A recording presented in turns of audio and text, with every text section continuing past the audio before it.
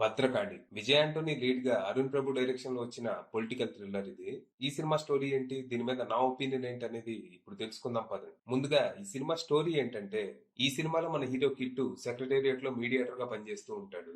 Common man దగ్గర నుంచి మొదలు పోలీసులు, గవర్నమెంట్ ఆఫీసర్లు, పొలిటీషియన్స్ ఇలా ఎవరికి ఏ పని కావాలన్నా చేసి పెట్టగల సమర్థుడు.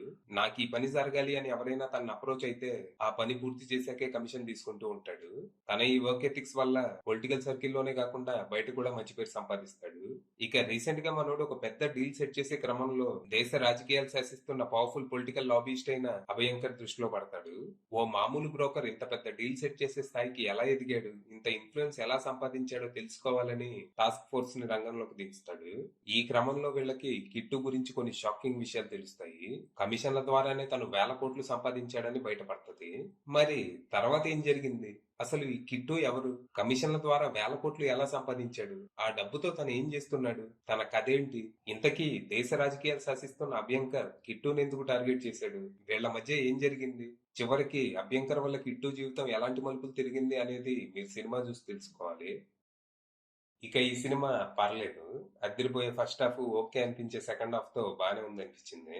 ఇందులో కథ కొత్తదేం కాదు, మనం ఎన్నోసార్లు చూసిందే. కరప్ట్ సిస్టమ్ ని కరెక్ట్ చేయాలని పోరాటం చేసే హీరో కథ.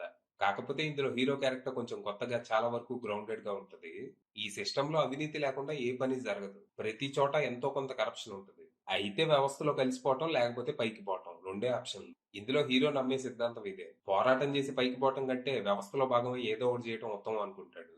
సినిమా ఫస్ట్ హాఫ్ చాలా ఇంట్రెస్టింగ్ ఉంటుంది. సెక్రటేరియట్ లో మీడియేటర్ గా కిట్టు ఎలా పనిచేస్తున్నాడు, తన తెలివేంటి, తన లైఫ్ ఎంత కేయాటిక్ గా ఉంటది అనేది బలంగా ఎస్టాబ్లిష్ చేస్తారు.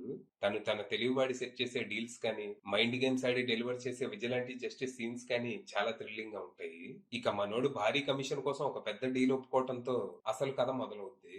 ఇక ఇక్కడ నుంచి సినిమా మంచి మంచి ట్విస్ట్ అండ్ టర్న్స్ తో ఇంటర్వెల్ వరకు అలా సాగిపోద్ది. కానీ సెకండ్ హాఫ్ వచ్చేసరికి మాత్రం సినిమా ట్రాక్ తప్పి రొటీన్ పొలిటికల్ థ్రిల్లర్ లా మారిపోద్ది. హీరో ఫ్లాష్ బ్యాక్ బలంగా ఉంటూ తను ఇలా ఎందుకున్నాడనేది బానే ఎక్స్ప్లెయిన్ చేసినా, ఒక ఇంపాసిబుల్ సిచ్యువేషన్ లో ఇరుక్కున్న హీరో దాని నుంచి ఎలా బయటపడ్డాడనే దాన్ని మాత్రం చాలా సింపుల్ గా, జనరిక్ గా ప్రెజెంట్ చేశారు. అయితే మధ్య మధ్యలో కొన్ని పవర్ఫుల్ సీన్స్ అండ్ డైలాగ్స్ సినిమాని కాపాడతాయి. ప్రజాస్వామ్యం అంటే పైనున్నోడు కిందున్నోడు చూసి భయపడాలి, ఎదిరించేవాడు రాకపోతే బెదిరించేవాడిదే రాజ్యం అవుద్ది లాంటి డైలాగ్స్ ఆలోచింపజేస్తాయి. ఇక పర్ఫార్మెన్స్ విషయానికి వస్తే ఇది Vijay Antony one man show అని చెప్పాలి. లిటరల్లీ చాలా సెటిల్డ్ యాక్టింగ్ తో మెప్పించాడు. చాలా సన్నివేశాల్లో తన ఎక్స్ప్రెషన్స్ ఇన్స్టెంట్ గా చేంజ్ అయిపోతూ ఉంటాయి. నవ్వుతూ నవ్వుతూనే యాంగ్రీగా మారిపోతూ ఉంటాడు.